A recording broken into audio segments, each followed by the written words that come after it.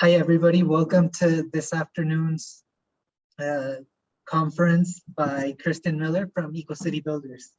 We're very excited to listen to her presentation. Let me just introduce her really briefly. Kirstin is the Executive Director of the NGO Ecocity Builders, where she leads the organization's program on development, global initiatives, and activities. And she works locally and internationally to establish the access to EcoCity knowledge, integrating experience from a diverse range of perspectives. And we are going to be hearing a bit more about what the EcoCity knowledge is and how they implement it, and we're very excited for that. Welcome, Kirstin.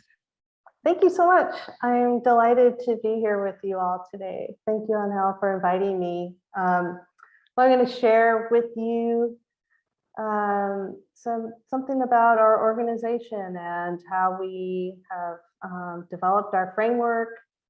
So just to start with a little bit about the evolution of the EcoCity movement and its proposals, including the conceptual development of the Ecocity Framework and Standards. I want to share with you how they've been influenced by some evolutionary constructs. And I know it might seem odd to start talking about ecocities within the context of the entire universe, but please indulge me because it's going to help explain Ecocity Builders' approach and tell the story of how and why we organized the Ecocity Framework and Standards. So I'm going to also touch on how our digital tools are helping advance the practice today, and in this example, in the Kingdom of Morocco.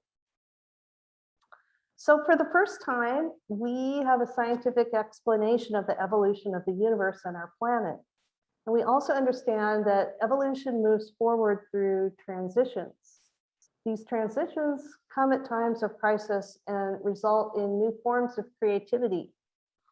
And we're now at a transitional moment that is challenging the outdated paradigm of the human as an isolated being in a random universe. The definition of life itself now includes the larger life of the earth.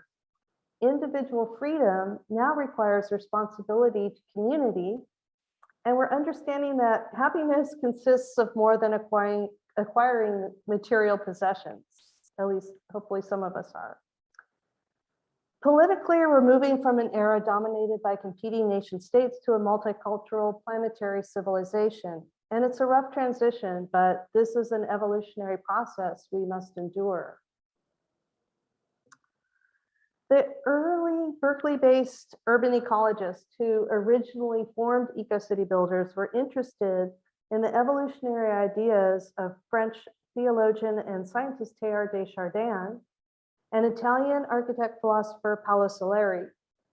Ecocity Builders founder Richard Register spent months studying with Soleri at Arco Santi, the experimental city he was building in the Arizona desert, based on evolutionary principles of complexity inspired by Desjardins.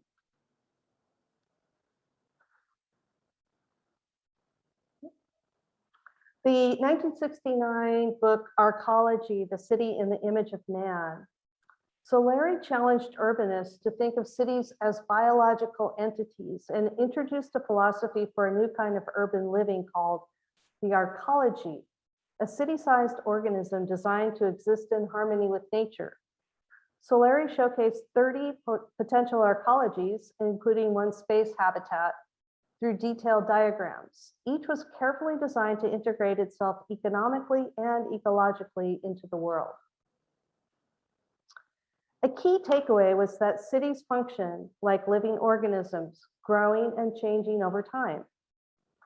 Motivated and inspired by this thinking, Register and his Berkeley associates returned to their neighborhoods and started improvising on Soleri's ideas in a practical way, starting small, but with the idea that the logic could be replicated and that cities over time could effectively be reshaped to support the long-term health of human and natural systems.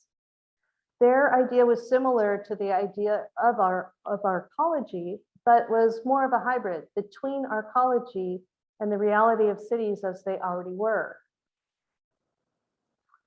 Register's Ecocity Berkeley in 1987 attempted to capture the basics and apply it to the existing and future condition of Berkeley. The book turned into a sort of city planners cult classic, along with Register's next book, Ecocities, Rebuilding Cities in Balance with Nature in 2006. In 1990, the group convened the first International Ecocity Conference, also known now as Ecocity World Summit, hosted by the city of Berkeley.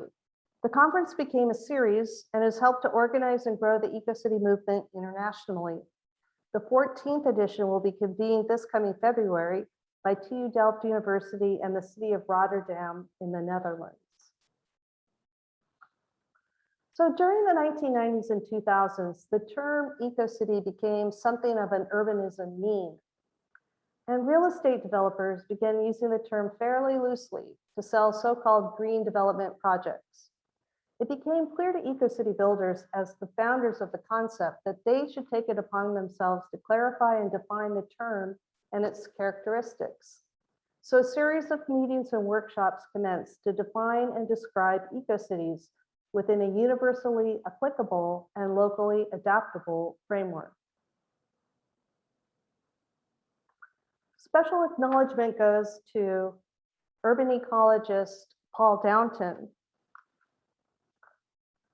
who, along with Cherie Hoyle, convened the second International Ecocity World Summit. But he organized this proposal into a 4-section framework outlining levels of attainment under each standard. The draft framework was shared with an international audience at the 2011 Ecocity World Summit in Montreal. And in 2012, workshop participants reconvened in Vancouver to share progress, engage feedback, and further refine the standards prior to their debut at the United Nations Earth Summit in Rio de Janeiro, Rio +20.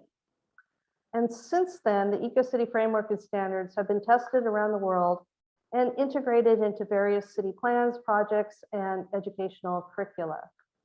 And these are just some photos of various places where Ecocity Builders has been working with other cities and NGOs and institutions to further implement and evolve these standards.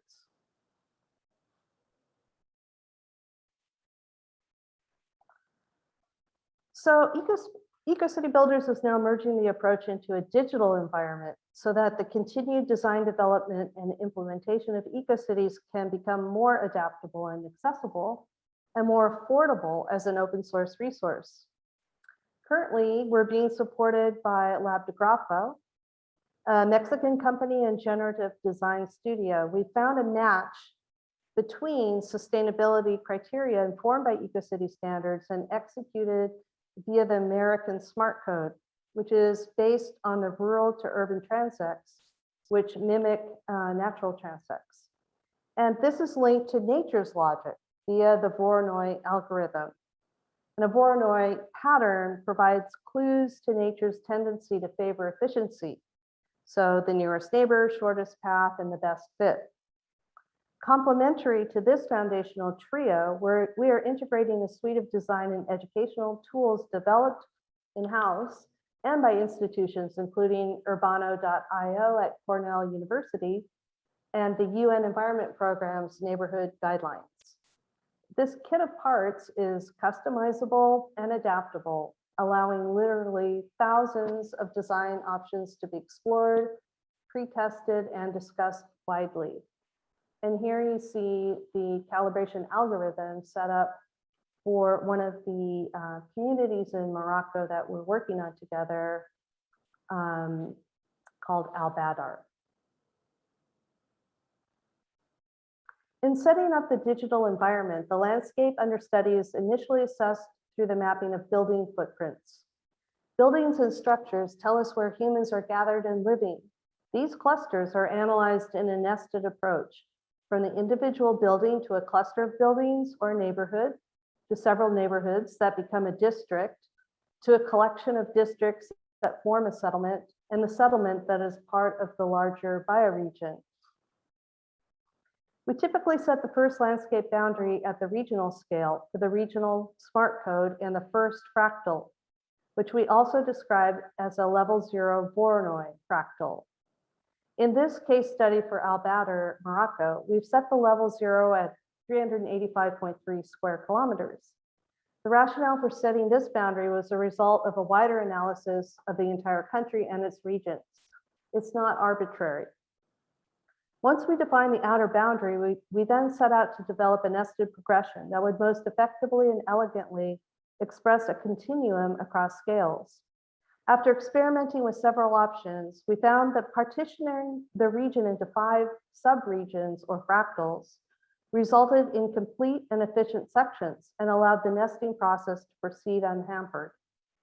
This next iteration we labeled as a level 1 fractal at 78.35 square kilometers. As we continue to work our way down to the scale of the settlement, we fractalized the next area again by 5 to arrive at a level 2 fractal of 15.35 square kilometers. The next iteration, level 3, arrived at an area of 2.07 square kilometers, the typical size of Al Badr's districts or tranches. Unfortunately, if you have questions about how this method was derived, Isaias Baruch with the design studio is here with us today, so you can save those technical questions for him. But then finally going down one more level to level 4, we revealed the neighborhood scale of 0.4 square kilometers. So we're integrating this nature's patterns with our own human-derived patterns. And we're knitting these together via something called the American Smart Code. Now, the Smart Code is a form-based open source city planning document. It is an alternative to conventional zoning regulations. According to its lead author, Andreas Dewani, the Smart Code is based on the traditional neighborhood model as it varies along the urban to rural transect and is, quote, a natural law that can be observed anywhere. The 3 primary scales in the Smart Code are regional, defined as various degrees of politically defined protected, open, controlled, or growth areas, which you can see on the top left. Community scale, where we find neighborhoods, downtowns, and other special districts. And the building scale, which is illustrated at the bottom left. And this is just one expression of the building scale and one expression of the regional scale here.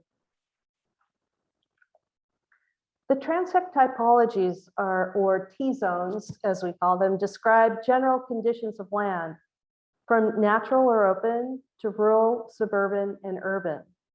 The Smart Code also describes settlement typologies that correspond to the transect they occupy. So clusters or villages occupy rural transects, traditional neighborhoods occupy suburban to urban transects, and urban scale typologies occupy the higher T-zones, which you can see on the bottom right. Our digital model evolves to include the microscale, which in the digital world is the pixel. We call this level Ecocity Pixel Overlay, or EPO. EPO was first conceived by architect Shivang Patwa during a design competition led by Ecocity Builders for the Kathmandu Valley of Nepal, along with Hood Design Studio in Oakland, California. In Ecocity Pixel Overlay, the pixels correspond to categories and locations on the map. For example, each household is a household pixel. A parcel or lot may contain one household and therefore one household pixel. A parcel or lot with an apartment building may have multiple household pixels. Each pixel can contain multiple records and data about it. The pixel data can be updated as conditions change and a new analysis is performed. This matrix explores some of the possible indicators and data that can be located in one household pixel corresponding to its relationship and performance against Ecocity standards. Some of the additional analysis results come from network analysis like distance to amenities, transit routes, and some come from indoor or outdoor sensors like air quality, water quality, etc.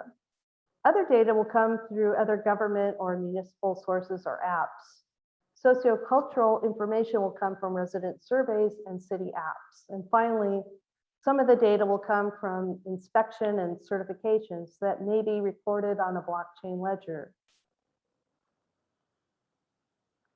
By using all these tools at our disposal and by creating additional algorithms to complete the healthy expression of an EcoCity system's 18 categories, we can plan and deliver more sustainable cities and label them accordingly. This is our community of Albatters taking shape. So with our partners at UNEP and Al Omri, we're currently developing EcoCity plans for 7 settlements across Morocco, from the mountains in the north down to the desert landscapes of the Western Sahara. We will use the same setup and approach for each settlement, and moreover, we're creating economic linkages between the settlements via material supply chains so that circular systems can emerge based on local needs, capacities, and resources. So that's a little bit about the EcoCity framework and standards and how they evolved and sort of where the evolution is going now in a digital world. We do have an EcoCity forum coming up hosted by the city of Latte on November 2nd. And they will be focusing again on digital tools for sustainable cities. So I want to let you know it's free. It will be streamed on YouTube. And then if you want to stay in touch with EcoCity Builders, please do. Our newsletter is a good place to sort of get updated with what we're doing. But I want to thank you for your time and ask if you have any questions.